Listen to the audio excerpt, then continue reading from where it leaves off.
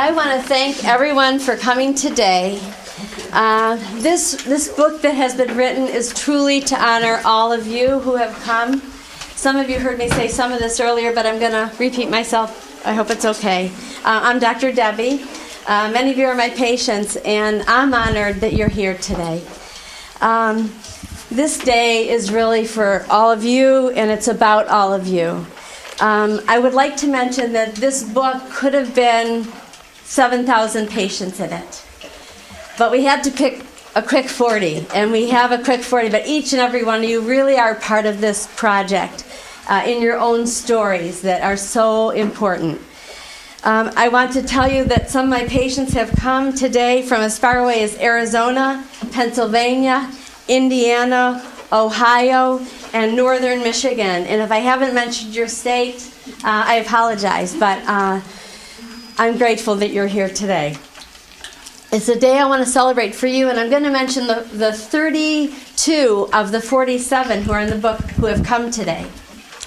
And I want to thank Sherry Brantley, who I'm not wanting to cover. And Sherry is here from Arizona. And my husband, Dr. Mark Rosner, who really made this dream of a book come true for all of us today. I thought the story should really start from where it began. And it began with Dr. Arthur Rosner. So Arthur is my brother-in-law, and Val is here. Raise your hand, Val. We were double dating 27 years ago. 27 years ago, Arthur was in the back seat, as he describes. I forgot that he was in the back seat. But I must have been looking in the mirror to see what he was doing. He was holding up a loose prism in front of one of his eyes. I asked him, Arthur, who gave that to you? He said, I was given it in medical school to help me. I said, did it help? He said, not the best. I said, let me examine your eyes. Maybe I can help you. So I examined his eyes. In fact, he needed prism. He did beautifully with it, although I never knew how beautifully until about 10 years passed. I saw him every year, but 10 years passed where he was thinking a lot, brainstorming, light bulb going off, and he called me. He said, Debbie, he's an ear, nose, and throat doctor, if I didn't mention. He sees dizzy patients. So he called me. He said, Debbie, I need to send you some dizzy patients. I said, why would you do that? What would I do with them? He said, I think you're going to help them. I said, how? He said, the way you helped me. So it began this journey of having this population of patients coming in, having symptoms I didn't know I could even do anything about, and these patients responding really, really well to this prismatic correction. So fast forward, 500 patients moved into the Birmingham office. I have a brain injury patient in my chair. Didn't even know what TBI meant in those days, traumatic brain injury. I'm helping this patient with their post-concussive symptoms, dizziness, imbalance with walking. And I'm thinking, boy, they sound a lot like Arthur's patients. They sound the same. I'm helping them with Prism. I have a case manager in the room, and she said, I need for you to give me that pamphlet. I need to send it to the brain injury doctor in Ann Arbor. I said, okay, that would be fine. I get a call the next day from Jennifer Doble. Will you raise your hand? So Jennifer calls me and she says, Debbie, you just helped my patient, by the way. I think I need to see you. I said, okay. So she came. She needed Prism. She put on her tag 10 Prism diopters. She's proud. She has 10 Prism diopters. Most of you have about 2, by the way, split between the 2 eyes. She has 10. So Jennifer did beautifully, and she said, Debbie, I think I need to send you my brain injury patient. So I said, okay, what would I do with them? And she says, the way you help me. So you see the ENT, you see the head injury doctor, this pattern. So fast forward, it's about 7,000 patients. And even for me to say that number is hard to believe. We have moved into this office just 2 years ago, and we're already feeling the constraints of this space. So let's now back up 10 years ago. I used to say to my husband, we need to write a book. I'm so tired of this suffering. And I hear these stories every day. We cry and we smile. And we pull out the tissue because we're happy that we're better, but we're sad that we suffered. And I thought, if the walls of my exam room could talk, maybe somebody would listen. And so it is here today that I'm so happy to tell you, and Sherry will tell you how it came about, that another serendipitous moment on an airplane. So, okay. Yeah, so I have the dubious honor of being patient 1 in there.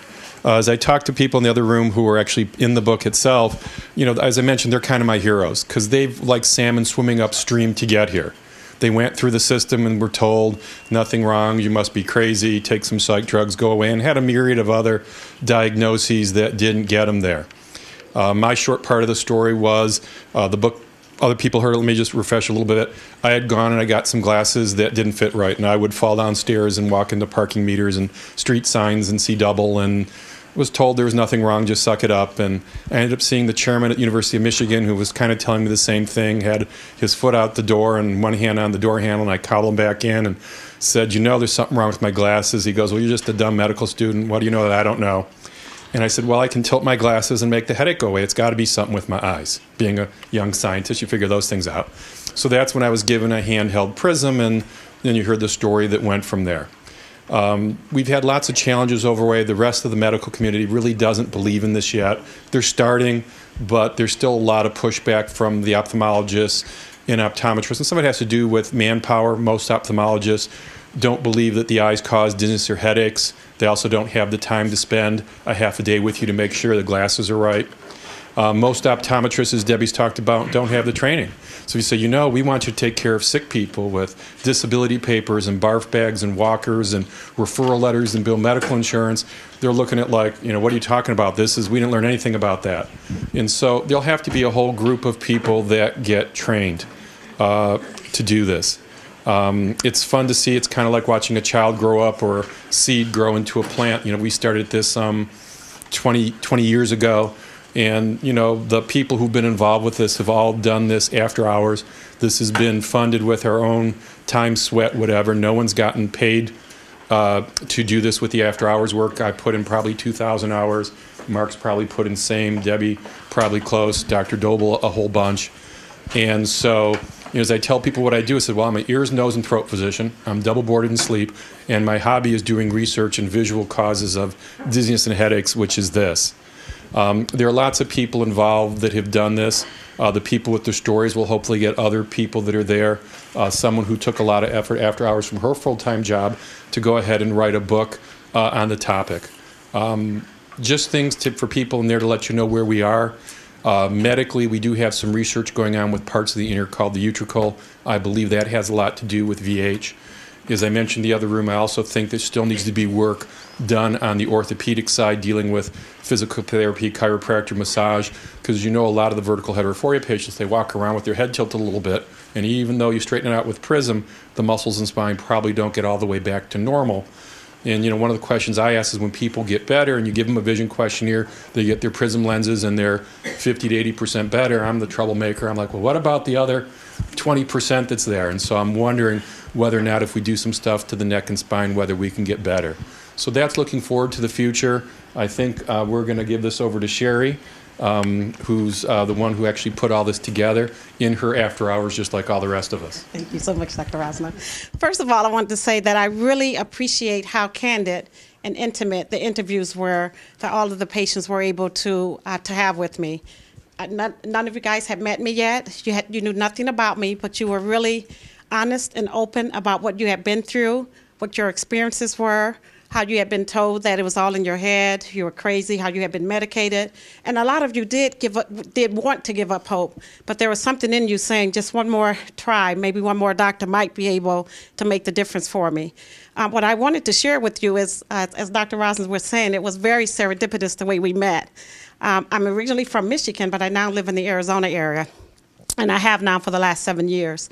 And I happened to be on a plane from Arizona coming to Michigan to visit family and friends.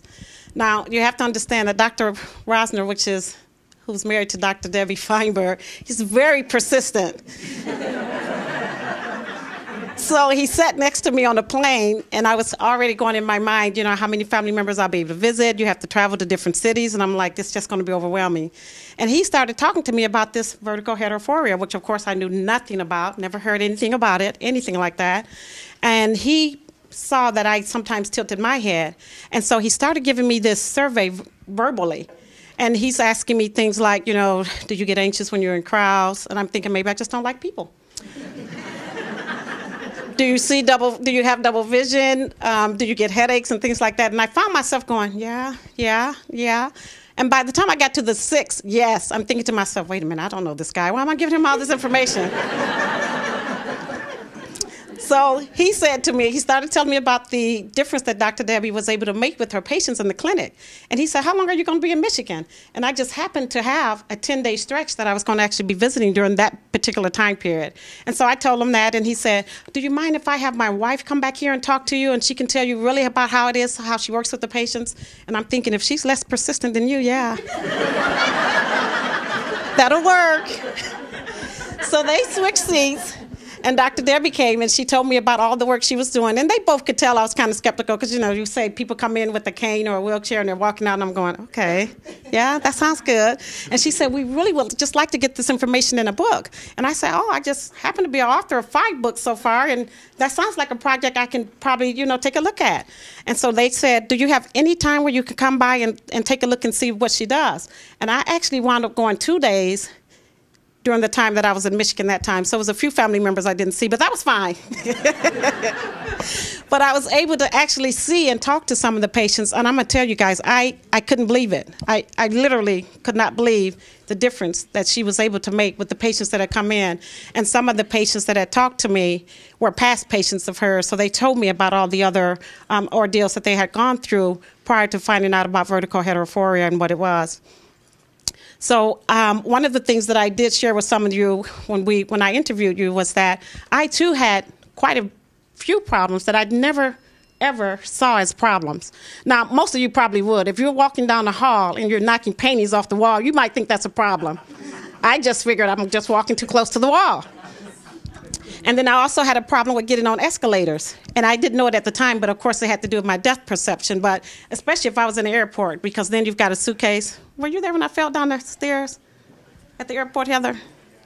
Oh, okay. So anyway, I'm going up the escalator. I'm always nervous about it because you got to get your suitcase on one step, and then you've got the step, and then you got to hold the rail. And one time I was trying to do all of that and coordinate it and fell backwards in the airport with my suitcase and all. So, of course, the security came over, and they were like, do you want to fill out a report? I said, yeah, an embarrassment one, okay? No, I'm okay. Just let me get on my plane. So it were a lot of things that they brought up to me that I hadn't even realized were problems. Now, the funny thing about this is, after I'd gotten my examination, and they sent me the glasses, because remember, I'm from Arizona, so I wasn't able to stay to actually have the glasses, to take them back with me. About a month after I had been wearing them, I got called into my supervisor's office. And he didn't know I had gone to Michigan and got glasses or know anything about vertical heterophoria or anything like that. And he said, I got some exciting news for you. And I'm like, a bonus? He said, no, but whatever you're doing, continue to do, because your error rate has dropped dramatically. I didn't even know I had an error rate, okay? So it was really nice to be able to do that. And just so you know, I work for a mutual fund company, and we work 11-hour days. So I worked 4 days a week, 11-hour days. And when I first met Dr. Rosner, and he asked me how long would it take to do the book, I said 2 weeks. It'll be 2 weeks. Send me the patients' names. I'll do the interviews. We'll put it in the book, and we'll get it online. And he goes, it might take a little bit longer than that. And I was like, no, I talk fast, and I'll just tape it, and we'll get it together. 18 months later, after working with all of you, because we had the 3-hour time difference from Arizona and sometimes 2 hours, and coordinating your schedules and your families with you and all of that. But it was such a beautiful project for me to be a part of, and I really feel it was a pleasure and a privilege to have worked with all of you. And I don't want to just address the patients. Sometimes your spouses talked with me. Sometimes your kids had to kind of be quiet while you did your interview. It's a lot of work with a lot of people, and we really appreciate all of you being a part of this project. It's a lot bigger than what any of us ever thought it would be, and I'm sure, as Dr. Debbie has said, the book has legs, and so we will be able to get this information out to all of the important people, and everyone's important, but I mean the media, the doctors, the optometrists, and other people that they're planning to train, so that this work not only gets the information that needs to be out, but other people who may have symptoms of vertical heterophoria are able to recognize that or recognize it in their family members. And then I didn't want to stay too long, but another part that I would like to be interested in is that, of course, this isn't recognized through the health care facilities as far as insurance goes. And a lot of families, these glasses and doing the exams can be pretty expensive. So part of that piece is to be able to include that with your health care that you have at work and other places, because they do have vision and they just haven't recognized vertical heterophoria. So we do have a ways to go. But as Dr. Rosner, Dr. Arthur Rosner has said, since we have both of them here today, I hope that we'll be able to see major differences in our lifetime. And I really think, as Dr. Mark Rosner has said, that with today's technology, we do have the resources available to be able to make that difference and be able to get that push out there and get the word out there so that it is nationally known. Thank you. Could you share some of the emotional part of hanging up and how it touched your heart? Some of the And I don't know if all of you guys heard Dr. Debbie. What she wanted me to share was some of the emotional connections that I made with the patients here, because some of the stories were so heart-wrenching that sometimes when I would listen to the tape so that I can transcribe it, I would just stop it and cry. And I was about to cry I was crying today when Joe Horvath was reading his piece, because I even talked to people that I work at and that I work with in Arizona, and they're like, how could these people have been that debilitating, and glasses make that much of a difference?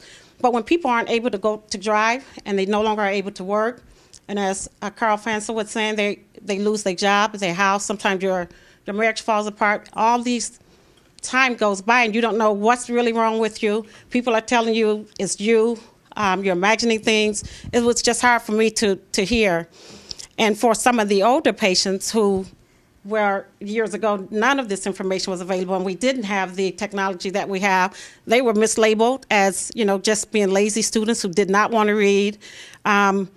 Just the difference that it would have made for them had this information been available when they needed it, and had other people been trained to recognize that and be able to diagnose it. And even with the patients who told me I had prism glasses and they didn't work for me, and so why would, when I was told about what vision specialist does, why would I have thought that would make a difference?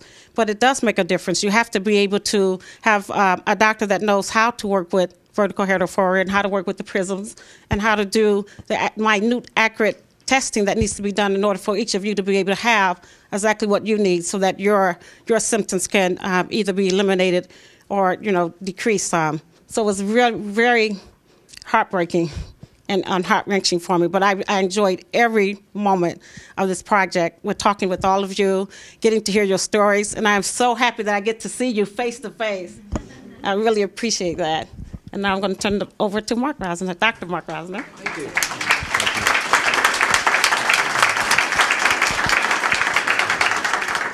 Thank you, that was great. So as has already been mentioned, you know that I'm already really pretty shy and introverted. So I'll do the best I can to try and tell you what I'm going to tell you next. But it's really been a lot of fun to be associated with this project. By training, I'm an emergency physician. So we cover the entire body. So the eyeball covers about less than 1% of the real estate that I'm kind of responsible for. So being involved with eyes and doing research on eyes, this is really quite a step away for what I do. Having said that, it's fascinating because it's all cutting edge, it's cool stuff. And this is something that, in a medical career you hope for, with all the training we've had, is to discover something that can really make a difference in somebody's life.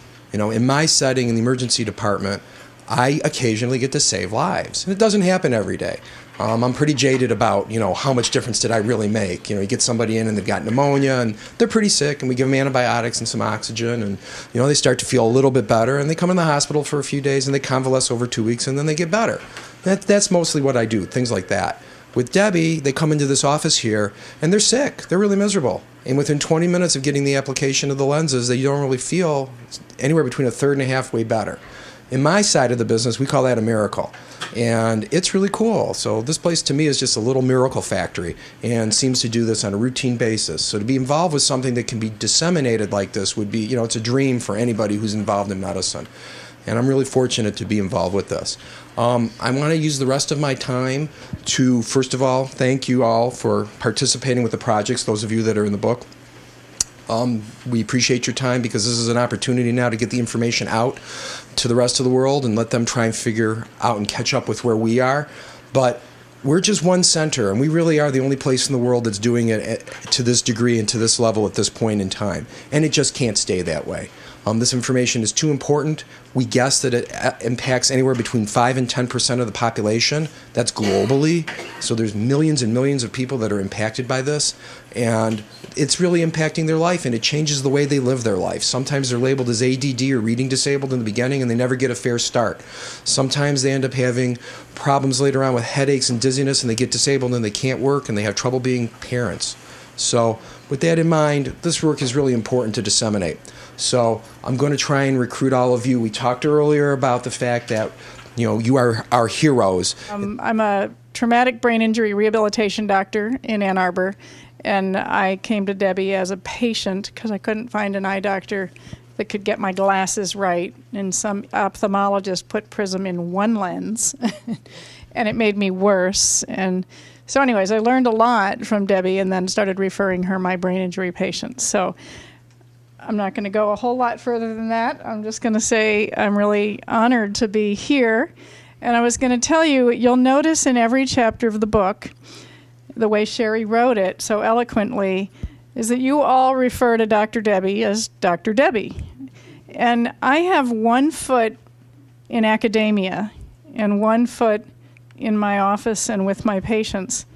And my physicians, who are mostly ignorant of vertical heterophoria, hear stories about the emotional process and journey that you've all been through, and they think it's hunky-dory, stupid stuff, that stuff on the fringe that doesn't really count as real medicine. So when I edited my foreword, I had to put Debbie in their white lab coat frame of a title so that I could really elevate her for where we need to go with the message and with all of this information. So that was, I don't even think I told you why I changed that, but I feel as emotional about it as all of you do. And I can't wait to see patients back after I've referred them to Debbie. And it's always such a wonderful visit, and hugs and tears and those trial frames that people are wearing. I will share with you with Dr. Doble, but we've spoken at brain injury conferences many times, and one of the most beautiful things she thought of is, she was holding the cane. I thought she was going to go there with the cane. Is she says, we give orthotics to people to level their leg length, to align them.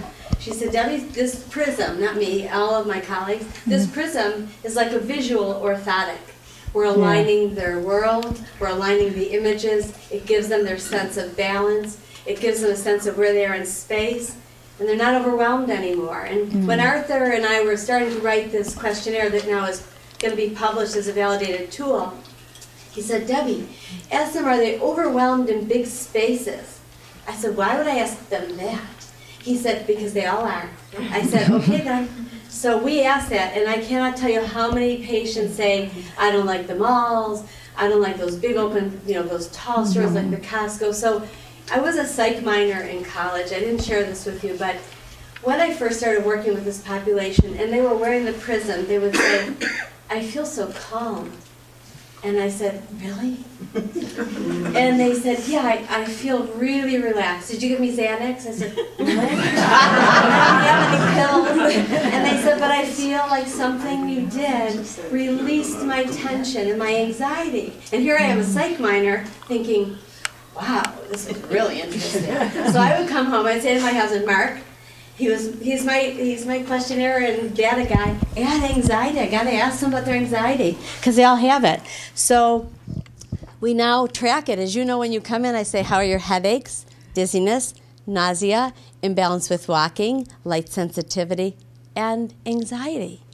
And so many of you have really become calmer because the world isn't a scary place to navigate in, and you know where you are in space. And we did a paper, I don't know if we've shared this, but at the Anxiety Disorders Association, and the title of the paper with the psychologist at U of M was Prism versus Prozac. Prism versus Prozac. And so many of my patients are able to withdraw from some of the medicines, and and get their cognitive functionality back as they feel lighter of spirit and less worried about their next step that they have to take. Agoraphobia is a big thing. There's a guy coming from Minnesota. Jennifer's got to go. I was just going to say that when patients come back to my office, they feel like they've been touched by Jesus. And some of my partners who refer patients to Debbie going, is she for real? Am I sending these patients to, La La Land, or is this like for real? And all of those patients are getting better, and all of the patients that are doing the traditional thing that we always did before are not. So thank you, Debbie, and continue talking, and I'm going to leave. Thank you.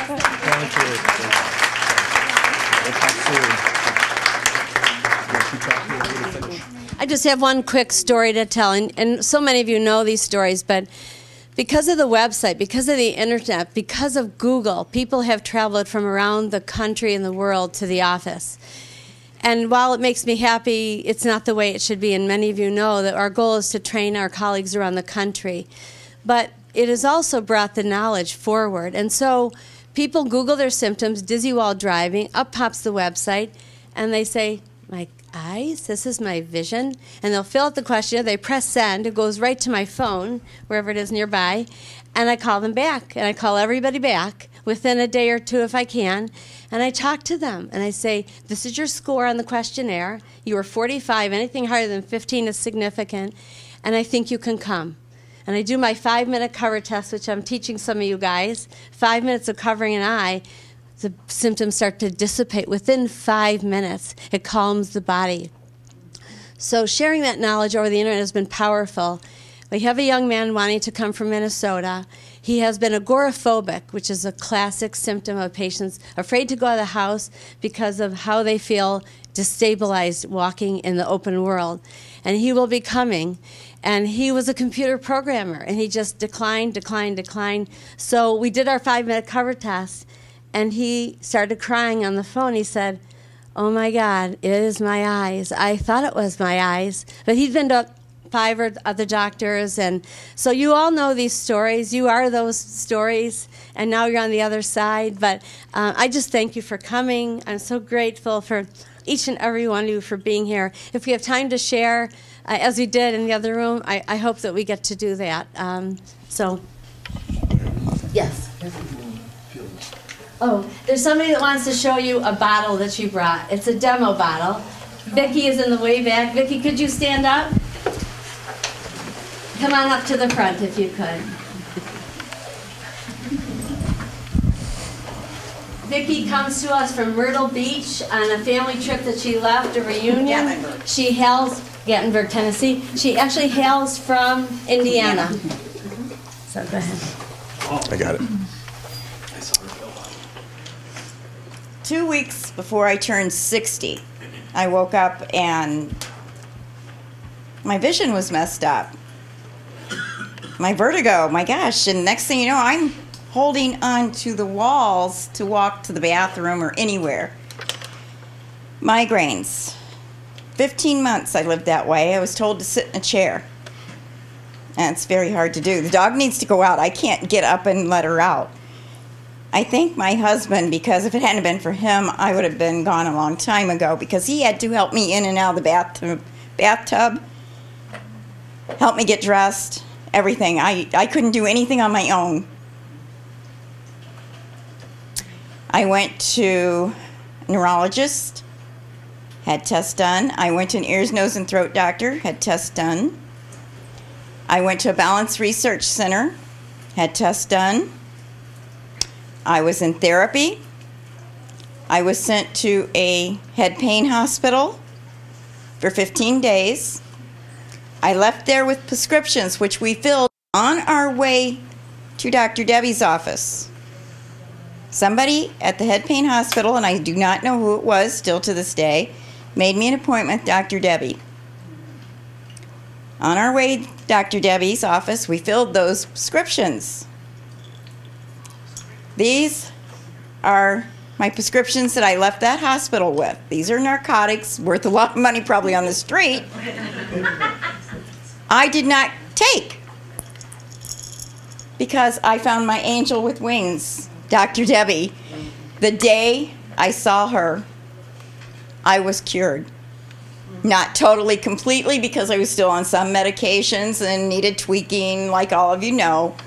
But I left her office cured. I love this woman, and I will do anything I can to spread the word. I keep her business cards in my purse. I pass them out anywhere and everywhere I go. I keep folders that the girls in the office put together for me. I give them to physicians, nurses, people in the beauty shop, anywhere I can, because you people in Michigan are lucky. She's right here. The rest of us have to travel, and we need help down there. We need help in other parts. The whole world needs Dr. Debbie. So spread the word, and like all of you know, she is a godsend. And if it wasn't for her, I was on that suicidal list. Because I couldn't keep putting my husband and my kids, I couldn't go see my grandkids, I couldn't have them over to spend the night, I couldn't fix them breakfast. So my life was over. And if it hadn't been for Dr. Debbie, I think I would have ended it. And these probably would have been what would have done it. So I thank Dr. Debbie.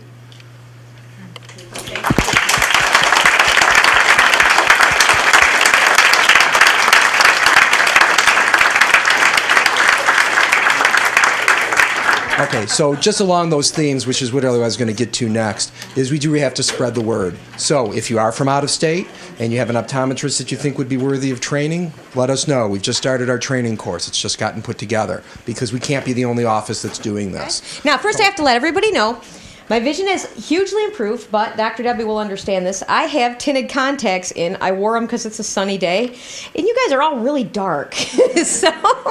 so I can see you, but not real clearly. It was really funny. We had to do some filming with Rick Briggs at the BIAMI, right? There we go. All right, and what we were doing is we were interviewing doctors that helped traumatic brain injury. One of the doctors was Dr. Debbie. And I was kind of excited. I had actually interviewed prior one of her patients with prisms, and I remember thinking, "Gee, that's pretty neat. Could it help me?" And I just kind of dismissed it. You know, I have, just so you know, congenital macular degeneration. My father was born in Vietnam. Was over in Vietnam, and I was born just after. And he was in the Agent Orange spraying, and I was the only child born without the center of my retina. I had to have double cornea transplants. The biggest issue that I had was my eyes would bounce everywhere. I could not control them. Constantly had my finger in them. Terrible headaches from the time I was a little kid. Dizzy. As I got older, I started to lose coordination. I always had great coordination when I was a kid and started to lose it as I got older.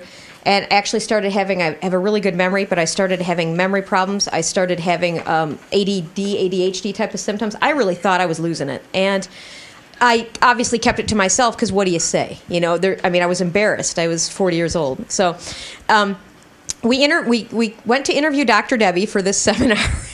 And she comes up to me and she says, "I've been watching you." She says, "Your eyes are out of alignment." And I wanted to laugh at her. I said, "Lady, I'm legally blind. Of course my eyes are out of alignment. What are you talking about?" And she said, "I can help you." And I did not buy it. I just thought, "All right, how much do you want?" And I said, and I figured this was going to end it. I said, "I don't have insurance." She said, "I don't care." And I said, "Really?" And I went to see her, and she said, and I couldn't believe this woman was going to see me, and I thought she just must not realize that, you know. And she said, "Oh, by the way, if I fix your eyes, your feet will uncross." And she put the prisms on me and made me walk up and down, like she does. And when we got the thing right, it was, you guys, it's amazing. It's like an entirely different world for someone who can't see. I mean, and I really have been legally blind my whole life. I was actually, because of the way my eyes were, I was raised as though I had no sight. Back in the 70s, they didn't work with you as though you were visually impaired. You were either blind or sighted. So I was taught to read Braille when I was 3. Had this happened, I never would have learned Braille. Never. I can read. I'm learning now. I have to use these little kids' cards because I'm learning what things are. Animals, fruit, vegetables. I can see people's faces. God, sorry. When I get up close to you, you know, I can't from here, obviously, because I'm never going to regain my retina. But if I get within a few feet, I can see people's eyes. I can see the way they're looking. I can see if they roll their eyes. I can see the color of their eyes. I have some color deficiency, but I'm pretty good now. I'm getting, believe it or not, I do not know the logic to this, but I've gained some color vision back. That there's no logic there. But this is a side that I don't think you guys are all, I understand where you're coming from, but low vision is so, I never would have guessed that this would help low vision. And I so hope, I understand that they're hiring a low vision doctor. And I so hope that you guys pursue this, because I can't be the only one. And what people don't understand is when you have this issue, you put the prisms on, it's half the battle for a low vision patient, because then you've got to teach the brain everything over again. And when you have no help, there's nobody. It's like living in no man's land where I live. I'm in Muskegon. And it's, they just, I mean, there's no brain doctors. There's nobody to help me. And it's like my brain is moving slower than my eyes. It's amazing, you guys. I just want to keep that light open. I want them to keep pursuing this. And I want them to really, really hammer it into the low vision field. Because you could really, truly be changing the lives of people who honestly don't see. And you really, truly can bring vision to people who do. So thank you for that nice introduction to our new optometrist, Major Ferens, who is No. Yeah, come here. Just for a second, just want to say hi. Okay. So she works in that area. Really? Yes. How cool. How cool is that? I heard about her. Well, there she is. Hi. And she starts Monday. So I got to talk to you. we need to talk. So, all right, I just wanted to say that was perfect. Thank you. And who do we have next up? Holly. I have a question. Yes.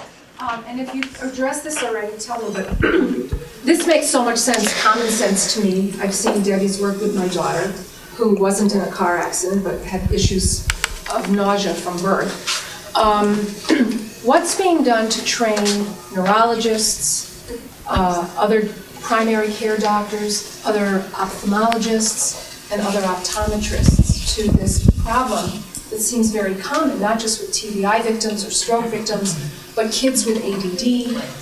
What's being done? Because, I mean, it makes so much sense. They're your eyes, for God's sake. They affect everything. So Let me just do a quick one. Let me just say one thing. My husband has gone part-time. As an ER physician, he's gone part-time so that he can do the tireless work that needs to happen to get this into the journals, to partner with a neurologist, to partner with a reading specialist, to partner with a low vision. So we're all scientists. In the end, this is not voodoo. This is optics. But it was a lost science. So to me, the goal is to get it published in journals where it will be respected, not just an interesting news story on Channel 7, but really in the literature. I think that Arthur, I will give him so much credit. He kept saying, Debbie, you got to get it into the journals, and I get that. But I think it really has to be scientifically published, and I think because it's optics, but it's a lost science. This is just a quick question. It may be a naive question. Did you make the diagnosis of vertical heterophoria, or did it exist and you've changed the way you work? So vertical heterophoria was figured out in 1887 by a strabismus surgeon in Philadelphia. And when you guys get a chance, I will bring the book out because it's just a cherished piece of work, because this gentleman understood the condition. He's the father of vertical heterophoria. But I didn't know he existed. It was only when my husband began doing the research. In his work, his prism was too strong. And like most optometrists and ophthalmologists, the toolbox doesn't really work. It's assuming you see double, and then they'll put the prism in. My patients don't often see double. They see shadows around everything. So thanks to my father and the freedom of creating lenses, we actually created a prototype, a set that doesn't exist anywhere else. This has to be a toolbox given to optometrists and ophthalmologists. So there's a lot of work to do. So if that answers... Yeah.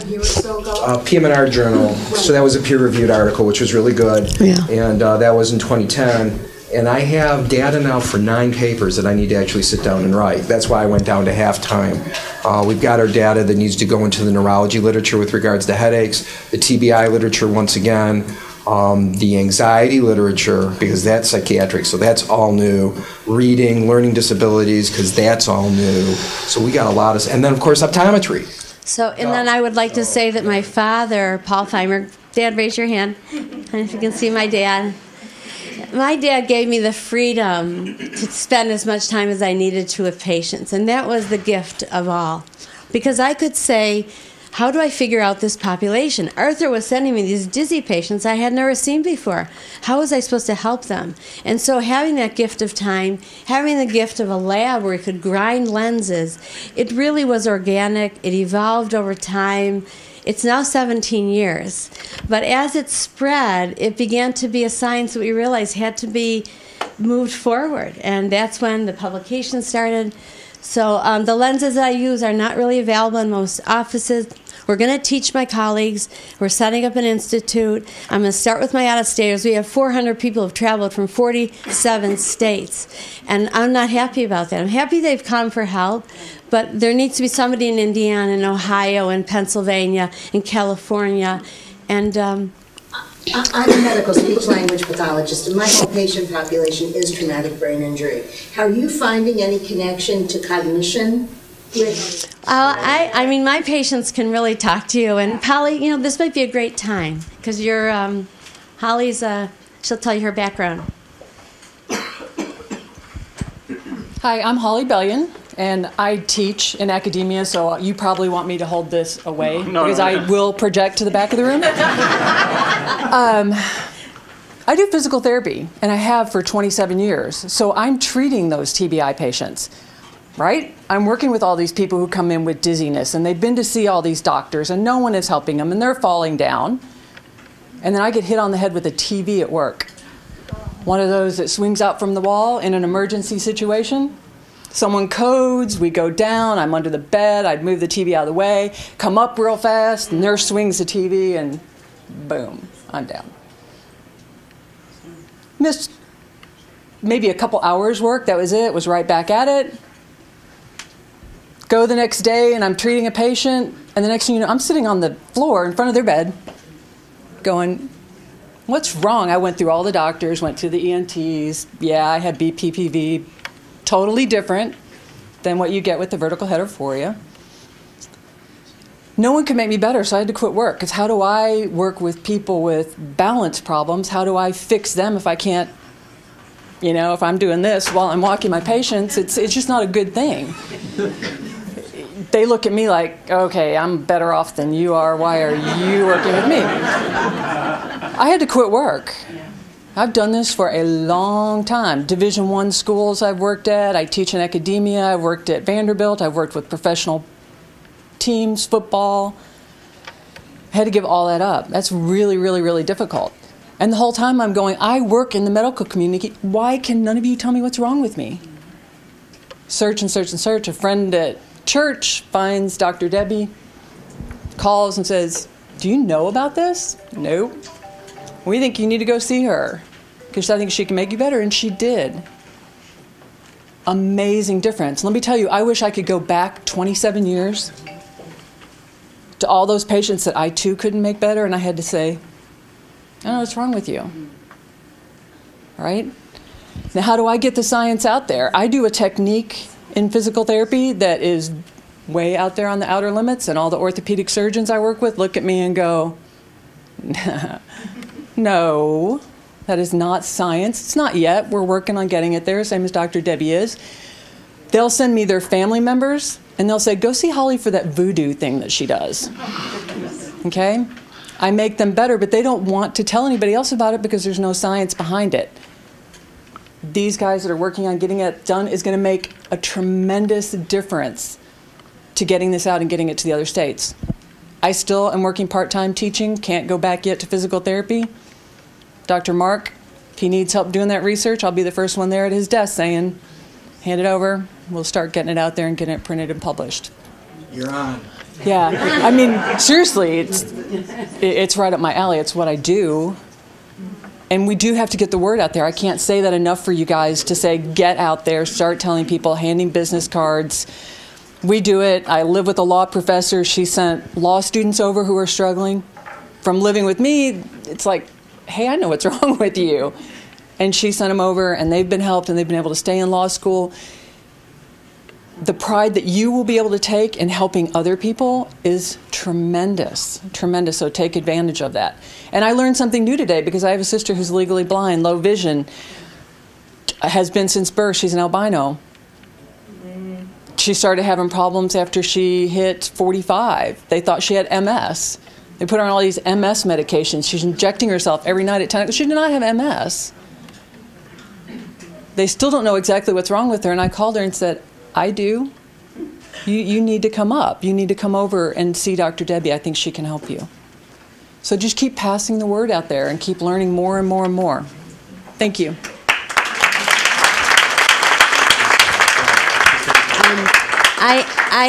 I just want to say that we haven't mentioned the soldiers. We haven't mentioned the veterans. And when a soldier is hit in a blast injury, it is like something hitting them over the head. It is like an auto accident. I have two amazing veterans here today. One who drove 10 hours from Pennsylvania. Michelle Darman, can you please stand up for me? Michelle.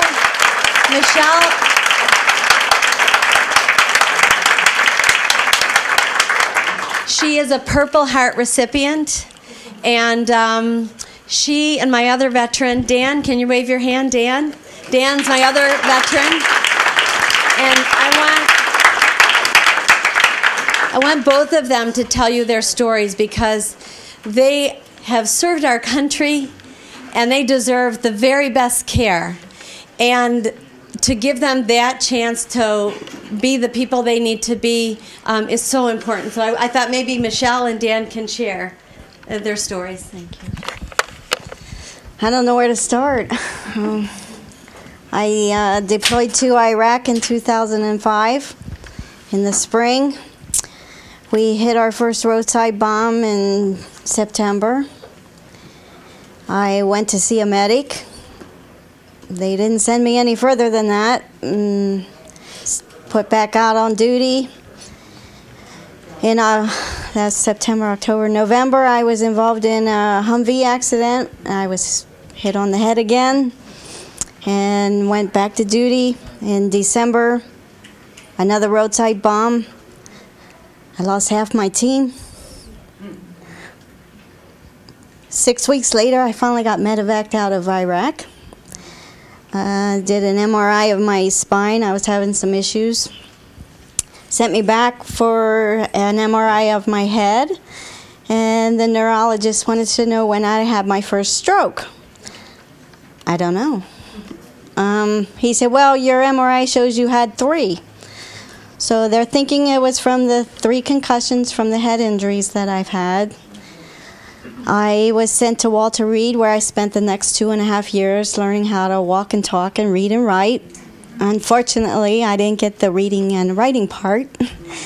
I saw lots of eye doctors, neurology, nothing wrong. Kept telling them my right eye feels like it's an inch higher than my left eye. That's impossible. It can't happen. I fell down a lot. I have probably permanent scars on my knees. I broke my arm once from a fall. I took a lot of medication.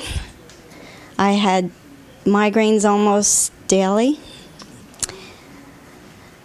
And I did an interview one day for NPR, National Public Radio. And Dr. Debbie happened to be listening. And she called my father and left a message. And she called several more times, and he said, you should call her and just call and talk to her. So I did. And here I am. See, it's 8 years since that first bomb blast.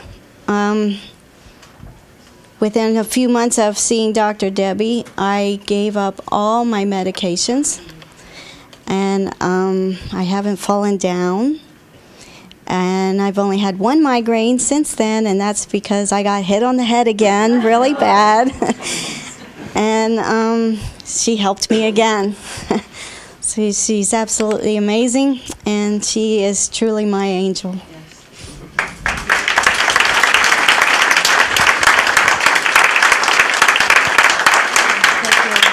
Michelle drove 10 hours and her father chatted with her to keep her company from Hershey, Pennsylvania. I'd like to introduce Dan March. Hi, everyone. My name is Dan March.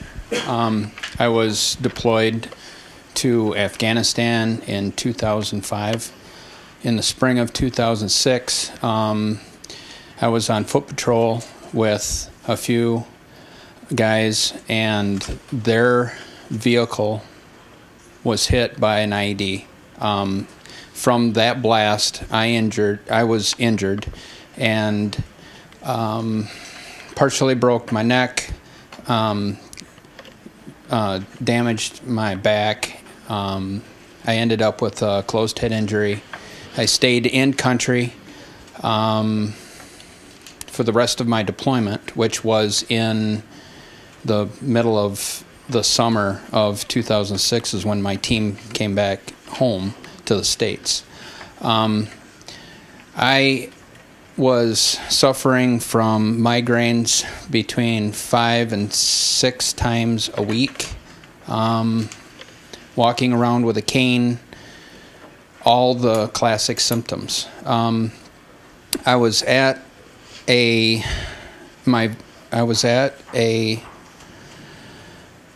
Brain Injury Association conference, which was actually my second one, and was interviewed by Dr. Nathan Zasler, which is from Virginia. And he had Dr. Debbie and her awesome team come up to grill me, seriously grill me in front of a lot of people. And I, from there, went to see her, and I ended up with Prism glasses. And when I walked into her office, I was being driven around by my wife, walking with a cane, and staying out of everybody's way. I couldn't stay out of my own way because I was running into things and tripping and falling and everything. But I ended up walking out of that. I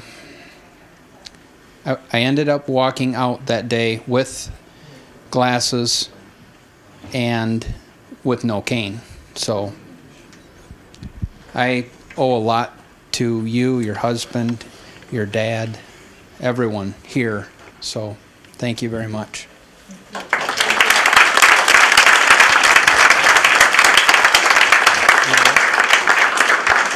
Maybe one last story if anybody's interested. Hearing no further. All right, good. So now this is Maury. Okay. This is Dr. Maury Dubin. He's the oldest living practitioner of binocular vision, neurovisual optometry, we call it. I joined Vision Specialists in Michigan 7 years ago. I got a call from Dr. Paul, asked me if I'd like to work at Vision Specialist. They pulled me out of retirement. I went down for a job interview on a Sunday in their office in Birmingham. Dr. Paul and Dr. Debbie were there interviewing me. And I'd like to see a showing of hands. How many people here at the age of 84 went down for a job interview?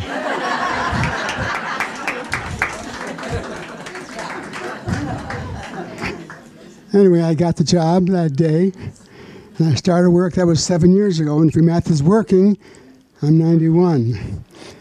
At any rate, I asked Dr. Debbie, how long can I work yet? She says, as long as this is working, as long as my body's working, you can work.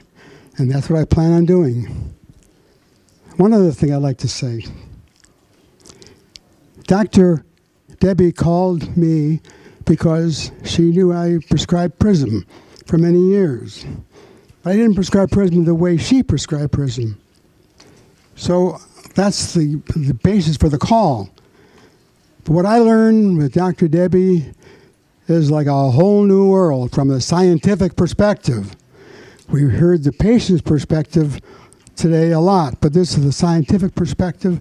Debbie really took Prism and brought it to new heights, new levels.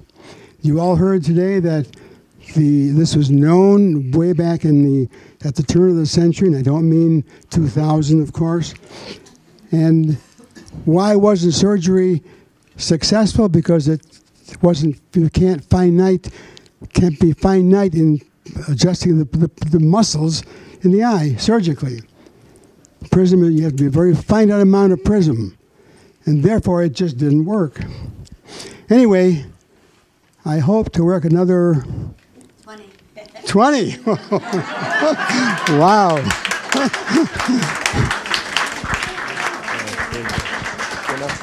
All right, yeah. My question is, in the case of a traumatic brain injury, how did the prisms work, or what is the problem with the brain injury that causes vision, where somebody else might have, their eye up a little higher because of bone structure? How does it work differently that way with the brain? That's a really good question. So it turns out that both of them have as a common cause this eye misalignment. One you're born with, and the other one, when you get your brain injury, we feel that somewhere along the line between the inner ear, the brain stem, and then all the nerves that go back and forth between them to the eye muscles too, something's getting damaged. We know there's diffuse injury when you get a traumatic brain injury. So that's probably what's happening. Either one of the main structures or the connections are getting damaged, and it's sending the eyes slightly askew vertically. And now you're just like the people that were born with their eye sockets a little bit higher one than the other. And after that, it's the same. Treatment's the same. They work the same. They get better the same. Yes? I am a patient of the oldest practicing doctor.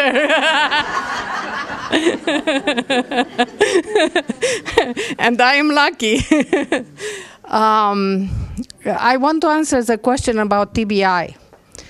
I had a traumatic brain injury. I fell on the same day twice, backwards, on cement. And I ended up with my head stuck on my atlas. The only way I could turn was whole body. I was before having the traumatic brain injury, I was a very high octane engineer working 10-12 hours a day, also twice a week, and on Saturday I would go after work to work as a healer in a doctor's office. Strangely enough, I was working quite a bit with brain injuries, so I know what I had to do, and I had the connections in the alternative field to deal with it, and I knew I had to address it immediately. No one could help me. I was in horrible headaches for a year and a half. I couldn't even lie down in bed. I would fall asleep continuously, unexpectedly. I slept at night sitting in a lazy boy because the pressure in my brain would become even worse if it was possible. It took me many years I had the best alternative practitioners. First of all, when I went for test, they couldn't see anything in the normal testing. I think about 20% of the traumatic brain injuries are actually diagnosed, and the rest just appear as completely different illnesses. I have seen people diagnosed with all sorts of stuff, and they actually have brain injuries.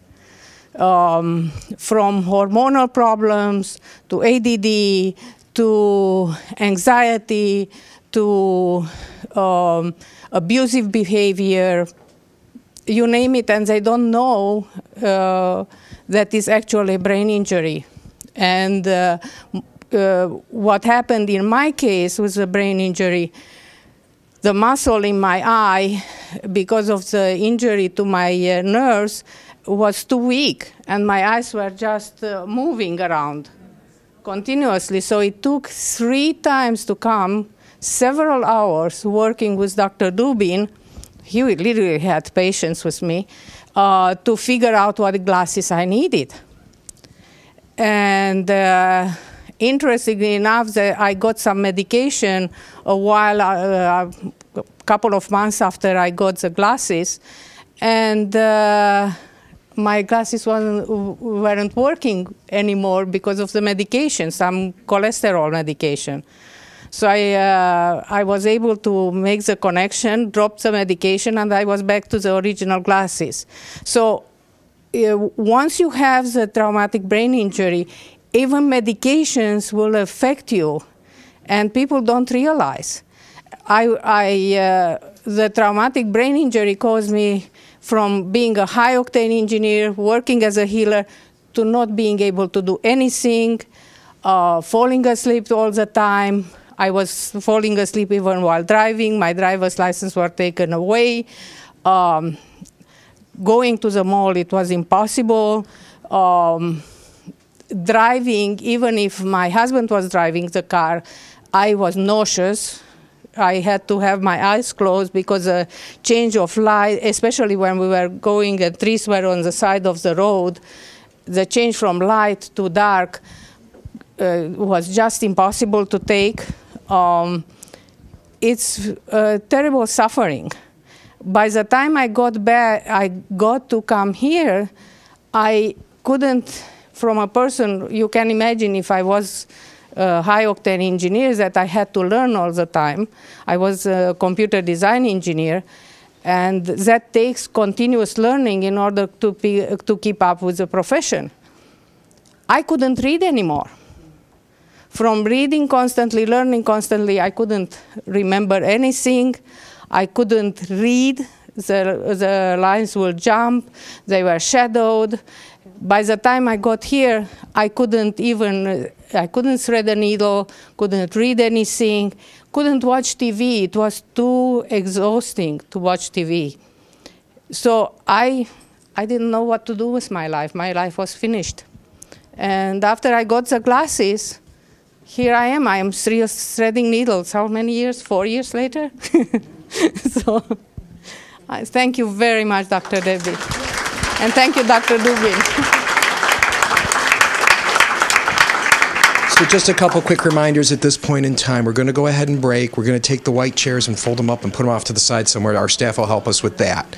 We're going to go ahead. There's going to be books for signing. Yes? Could I ask a stupid question? No stupid questions. They're all good questions. Go ahead. My daughter got us involved, Heidi Wire, you know, and she came all the way from Texas, and she introduced us then to Dr. Debbie, and my wife also has glasses. I'm here at the outside, and I say to myself, these are eyeglasses. What's the difference between these glasses and a prism? I understand prisms, they can use a telescope and so on like that, but it's all glass. So why is this glass different called a prism? So real quickly, the way the glasses are constructed, you know what standard eyeglasses are. Everybody's got those. We know that. Yeah. So the difference between these is that we'll grind the lenses a little bit differently so that the top of one's a little bit thicker and the bottom of the same one is a little bit thinner. And that gets you the prismatic effect in the vertical plane. And then the other eye, usually for vertical heterophoria, it's ground in the opposite direction, thicker and then thinner. Glasses like that? No, all glasses are ground the same at the top and the bottom. So you have a sphere that you're looking out of. We want to put a little bit of bend to the sphere, bend to the light, and that's how you grind the prism into the lens. So is this what you do for long distance, short distance? That's all ground in there. So there's three. That's not prism. That's just a. Correct. That's a correction for far. And then for near, and if your eye happens to be out of round, there's an astigmatism correction. And that everybody does. That's pretty standard. What we're doing different with the prism is on top of that, we overlay the prismatic correction. Is that a different type of glass? No, a standard, you can get those made anywhere. I can show you, after the talk, some prisms to show you how it bends light. I'll show it to you. Yeah. Is it Dr. Stork? She did not wear glasses today. Is there a recovery, so to speak, that you eventually, the muscles begin to work differently, that you don't need? No, not usually. So what we call it is, you have to put terms in this. This is kind of cool. So when you develop a field, you get to name everything. So Dr. Doble came up with the concept of this being a visual orthotic device. So we break that down. If you've got one leg that's shorter than the other, you got a heel lift. That's an orthosis or an orthotic. So this happens to be for your vision. So it's a visual orthotic device, and you should really wear it all the time. Arguably, it's like a crutch, but without it, you're straining so much. Why would you want to do this? And plus, it gives you symptoms. So we're able to incorporate it right into the glasses. The amount's so small, nobody can tell, and it's great. And I wanted to say, too, that I wear the Prism lenses. I was just trying to be cute today. I was very worried about her, but I was just trying to be cute, but I do wear them all the time. We have a way of doing it with contact lenses, and it's not nearly as good as the glasses are. The glasses are really the superior vision correction device. So if you got cosmetic issues, you're going to be performing on stage or some such thing for a temporary period of time, we can rig some contact lenses, but they're not that good. Yes. Like your feet orthotics, you have to wear them in your gym shoes or your high back shoes. Every once in a while, you want to be a pretty girl in sandals. Right. So you suffer for the day. I wanted to say thank you for coming, and I want you to be able to move around. I know I'm getting a little bit antsy, so let's begin to eat our desserts, guys.